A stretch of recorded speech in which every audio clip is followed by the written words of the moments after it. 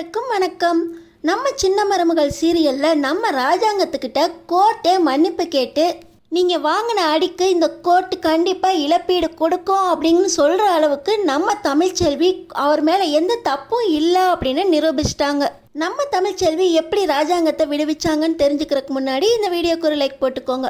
So பார்த்தீங்கன்னா செல்லப்பாண்டி தான் பொண்ணுக்கு நியாயம் கிடைக்கணும், என் பொண்ணை எதுக்கு வீட்டை விட்டு விரட்டினீங்க அப்படின்னு அப்பத்தா கிட்ட கேட்கறதுக்காக வீட்டுக்கு வர இதை எல்லாமே ஈஸ்வரி டபுள் பங்கா சேதுக்கிட்ட ஏற்றி விட சேது செல்லப்பாண்டியை வீட்டை விட்டு விரட்டுறாரு. செல்லப்பாண்டி தான் வீட்டுக்கு தான் போயிருக்காரு அப்படின்னு சொல்லி தெரிஞ்சுக்கிற நம்ம தமிழ்ச்செல்வி, ஏன் அப்பாவை வீட்டை விட்டு துரத்துறதுக்கு நீங்கள் யார், எனக்கும் உங்களுக்கும் தான் எந்த ஒட்டும் இல்லை உறவும் இல்லை அப்படின்னு தலை முழுக்கிட்டு போனதுக்கப்புறம் எங்கள் அப்பாவை எந்த உரிமையில் கழுத்தை பிடிச்சி வெளியே தள்ளினீங்க அப்படின்னு நம்ம தமிழ்ச்செல்வி கேட்க, உங்கள் அப்பா இங்கே எதுக்கடி வந்தார் அப்படின்னு நம்ம சேது கேட்க, என் மேலே எந்த தப்பும் இல்லை அப்படின்னு சொல்கிறதுக்காக வந்தார். இவங்கள்ட்டலாம் வாயில் சொன்னால் பத்தாதுப்பா, இவங்களுக்கெல்லாம் நிரூபிக்கணும். 6 மாதத்துக்கு ஒருக்க தீ குளிச்சு இவங்களுக்கு உண்மை இல்லை அப்படின்னு எல்லாத்தையும் நிரூபிக்கணும்ப்பா, நீங்கள் வாங்க என் கூட அப்படின்னு சொல்லி நான் என்னை சுற்றி இருக்கிற சூழ்ச்சி வலையை கண்டுபிடிச்சி ராஜாங்க மாமாவை விடுவிப்பேன். அதுக்கப்புறம் தான் என் வயிற்றில் இருக்க பிள்ளைங்க இந்த உலகத்துக்கே வெளியே வரும் அப்படின்னு நம்ம தமிழ்ச்செல்வி சேது கிட்ட சபதம் போட்டுட்டு அப்பாவோட வெளியேறி போகிறாங்க. செல்லப்பாண்டி, அம்மா உன் ஃபோன்லேருந்தாம்மா ஃபோன் வந்துச்சு, உன் குரலில் தாம்மா பேசினாங்க, நீயும் இல்லைங்கிற, எனக்கு ஒரே குழப்பமாக இருக்குதுமா, என் மேலே எந்த தப்பும் இல்லைம்மா, உன் குரலை நான் கேட்டேன் அப்படின்னு செல்லப்பாண்டி அழுகுறாரு. அப்பா, என்னை சுற்றி நிறைய சூழ்ச்சி வலைகள் இருக்குது, இந்த வீட்டிலேருந்து எனக்கு எதிராக நிறைய பேர் சூழ்ச்சியை பின்னிருக்காங்க, நான் கண்டிப்பாக அந்த சூழ்ச்சி வலையிலேருந்து வெளியே வருவேன்ப்பா அப்படின்னு நம்ம தமிழ்ச்செல்வி நம்ம குடும்பத்துக்கு எதிராக ஜென்னியையும் இழுத்து விட்டுருக்காங்க. இதில் ஜென்னி ரொம்பவே பாதிக்கப்பட்டிருக்கா. சக்தி இறந்து போயிட்டாரு, நான் ஜென்னிக்கு ஆறுதல் சொல்லணும்ப்பா, ஜென்னி வீட்டுக்கு போகலாம் அப்படின்னு சொல்லி செல்லப்பாண்டியையும் கூட்டிக்கிட்டு ஜென்னி வீட்டுக்கு போகிறாங்க.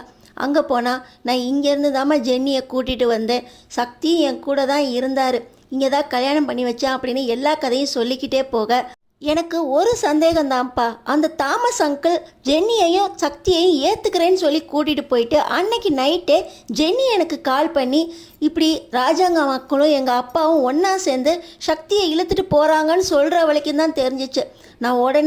நான் சேது கிட்ட சொன்னேன், ஆனால் சேது என்னை நம்பலை, அவருக்கு இருந்த கோவத்தில் எதையுமே காதிலே வாங்கிக்கல.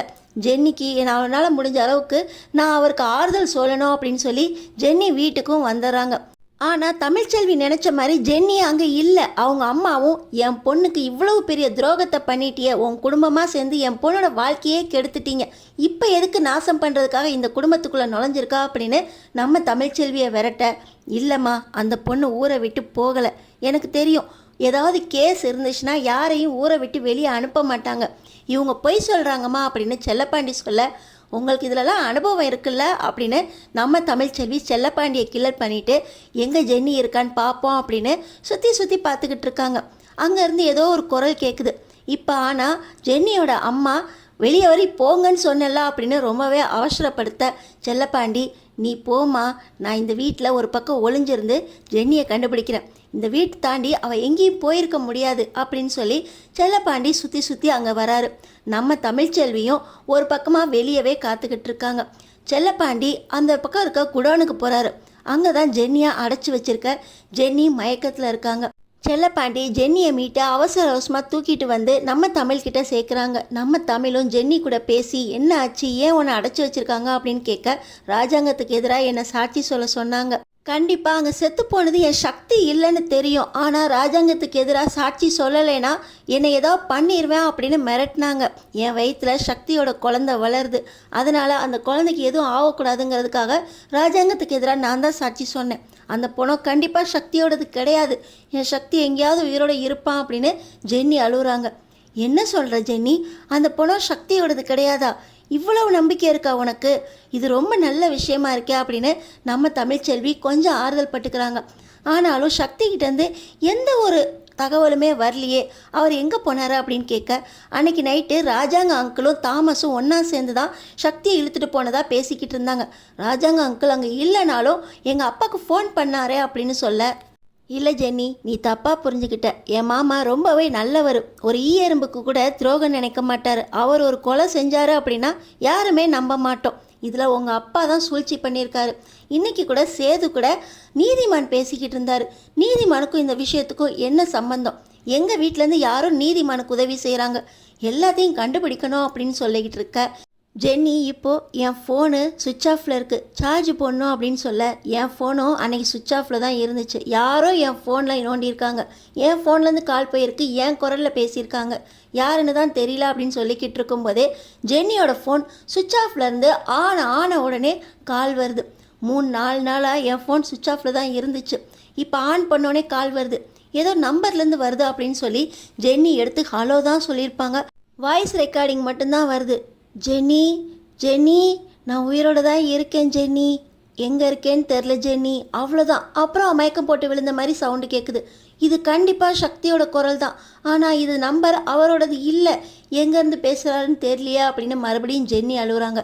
தமிழ்ச்செல்வி இது சக்தியோட குரல்னா கண்டிப்பாக கண்டுபிடிச்சிடலாம், அந்த நம்பரை ட்ரேஸ் பண்ணுவோம் அப்படின்னு சொல்லி இவங்க செல்லப்பாண்டி கிட்ட சொல்ல, எனக்கு தெரிஞ்ச ஆளுங்க நிறைய பேர் இருக்காங்கம்மா, நம்பரை ட்ரேஸ் பண்ணிடுவோம் அப்படின்னு சொல்லி நம்ம செல்லப்பாண்டியும் ஜென்னி தமிழ்ச்செல்வியோட ஒன்றா சேர்ந்து அந்த ஃபோன் நம்பரை ட்ரேஸ் பண்ண போக அந்த ஃபோனு நீதிமானோட கட்சி ஆஃபீஸ்லேருந்து வந்திருக்கு. கட்சி ஆஃபீஸுக்கும் சக்திக்கும் என்ன சம்மந்தம், நீதிமான் இதில் தலையிட்டிருக்காருனா இது ஏதோ அரசியல் குழப்பமாக இருக்கே அப்படின்னு சொல்லி நம்ம தமிழ் நேராக அங்கே போக அங்கே நீதிமானோட ஆளுங்க ஃபுல்லாக காவலில் இருக்காங்க. சக்தியை இங்கே தான் அடைச்சி வச்சுருக்காங்க அப்படின்னா எப்படி நம்ம அவரை வெளியே கூட்டு வருது அப்படின்னு நம்ம தமிழ்ச்செல்வி யோசிச்சுக்கிட்டு இருக்காங்க. இங்கே தான் சக்தி இருக்கணும் அப்படின்னா இந்த சவுண்டை கேட்டு கண்டிப்பாக சக்தி வருவார் அப்படின்னு சொல்லி அவங்களுக்கு இடையில இருக்க அந்த காதல் கீவேர்டை சொல்கிறாங்க. அவங்க அப்படி விசில் சத்தம் கேட்ட உடனே அங்கேருந்து எந்த சத்தமுமே இல்லை, இங்கே தான் இருக்காரு அப்படின்னா நான் இன்னும் 2 தடவை சொன்ன உடனே கண்டிப்பாக சக்தி ஏஞ்சி வருவார் அப்படின்னு சொல்லி மறுபடியும் காதல் கீவேர்டை சொல்லி இந்த ஜென்னி சொல்ல கொஞ்ச நேரத்திலே ஜன்னல்லேருந்து கை மட்டும் வெளியே தெரியுது. அப்போ இங்கே தான் இருக்காரு சக்தி அப்படின்னு சொல்லி ஜென்னி வேகமாக அந்த பக்கம் போக அந்த பக்கம் காத்துக்கிட்டு இருந்த அடியாளுங்க ஜென்னி பக்கமாக வர நம்ம தமிழ்ச்செல்வி ஒரு கட்டை எடுத்து அந்த அடியாள் மேலே அடிக்க அவன் மயக்கம் போட்டு விழுந்துடுறான். கரெக்டாக இதான் சாக்கு அப்படின்னு அந்த பின்பக்க கதவை திறந்து சக்தியை தூக்கிட்டு வந்துடுறாரு செல்லப்பாண்டி. ரொம்பவே அரை மயக்கத்தில் இருக்க சக்தி எந்திரிக்கவும் முடியாமல் நடக்கவும் முடியாமல் இருக்க செல்லப்பாண்டி தான் தூக்கிட்டு போய் அவருக்கு சாப்பாடும் கொடுக்க ஜென்னிக்கு மனசு ஃபுல்லாக ஒரே சந்தோஷம். என் சக்தி உயிரோடு இருக்காருன்னு தெரியும், ஆனால் எங்கே இருக்காருன்னு தெரிஞ்சுக்க முடியாமல் எங்கள் வீட்டில் அடைச்சி வச்சுருந்தாங்க. நீ கரெக்டான நேரத்தில் வந்த தமிழ்ச்செல்வி, உன் மாமனார் மேலே தப்பு இல்லைன்னு சொல்கிற, அதை எப்படி நிரூபிக்க முடியும் அப்படின்னு கேட்க சக்தி மயக்கம் தெளிஞ்சதுக்கப்புறம் சொல்கிறாரு, உங்கள் அப்பா என்னை கொல்றதுக்கு பார்த்தாரு, அங்கே ராஜாங்க அங்கிள் வந்தார், ஆனால் என்னை பற்றி ஒரு வார்த்தை கூட பேசலை, அவங்க தண்ணி அடிக்கிறத பற்றி பேசிட்டு ராஜாங்க அங்கிள் போனதுக்கப்புறம் அடியாளுங்களை வச்சு என்னை கொல்றதுக்காக வந்தாங்க தாமஸோட ஆளுங்க. ஆனால் பார்த்தீங்கன்னா நீதிமானோட ஆளுங்க இவனை கொல்லக்கூடாது, ஆனால் சக்தி செத்துட்டான் அப்படின்னு நம்ம மீடியா ஃபுல்லாக பரப்பி அதுக்கான எவிடன்ஸையும் ஒரு செத்த பணத்தை வச்சு போட்டு முகத்தை அழிச்சிட்டோம்னா போதும், சக்தி தான் செத்துட்டான் அப்படின்னு நம்ப வச்சிடலாம். அதை வச்சு ராஜாங்கத்தை நான் ஜெயிலில் போடுறேன், அடுத்த எம்எல்ஏ நான் தான் அப்படின்னு நீதிமான் சொன்னார். அதுக்கப்புறம் என் தலையில் அடித்தாங்க, என்ன ஆச்சுன்னே தெரில, தினம் மயக்க மருந்து கொடுத்து என்னை படுக்க வச்சுருக்காங்க அப்படின்னு சக்தி சொல்கிறாரு. அடுத்த நாள் பார்த்திங்கன்னா ராஜாங்கத்தோட கேஸ் அங்கே வருது. அங்கே தாமஸ் ஏற்கனவே அப்ரூவர் ஆனதுனால ராஜாங்கம் தான் கொலை பண்ணார், தாமஸ் இதுக்கு உடந்தையாக இருந்தார் அப்படின்னு போலீஸ்காரங்க அவங்களே கதை கட்டி விட்டு அதுக்கான எவிடன்ஸையும் கிரியேட் பண்ணுறாங்க. எல்லாமே நீதிமானோட ஆளுங்க. இதுக்கான தீர்ப்பு இன்னும் கொஞ்சம் நேரத்தில் சொல்லப்படும் அப்படின்னு சொல்லி ஜட்ஜ்மெண்ட்டை கொஞ்சம் தள்ளி வைக்க போக நம்ம தமிழ் சக்தியையும் கூட்டிக்கிட்டு நேராக கோர்ட்டுக்குள்ளே வந்துடுறாங்க.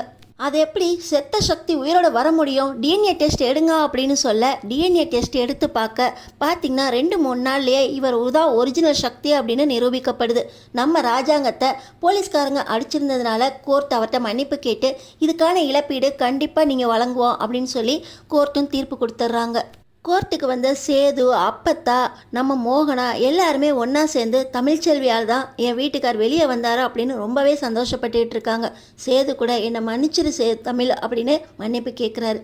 எப்போ பார்த்தாலும் உங்களுக்கெல்லாம் இதே வேலையாக போச்சுல, ஒரு பொண்ணோட லைஃப் உங்களுக்கு விளையாட்டாக இருக்கா அப்படின்னு சொல்லி நம்ம தமிழ் கண்டிப்பாக நான் அந்த வீட்டுக்கு வரவே மாட்டேன் அப்படின்னு சொல்ல ஈஸ்வரிக்கு பக்குன்னு இருக்குது. நம்ம தான் வீட்டிலேருந்து சூழ்ச்சி பண்ணோம் அப்படின்னு இவள் வீட்டுக்கு வந்தால் தெரிஞ்சிடும், இவள் வீட்டுக்கு வரவிடக்கூடாது, இவளே ஒரு முடிவு பண்ணிட்டா வரமாட்டேன் அப்படின்னு, அது வரைக்கும் நம்ம தப்பிச்சோம் அப்படின்னு ஈஸ்வரி அவங்களுக்குள்ளே சந்தோஷப்பட்டுக்கிட்டு இருக்காங்க.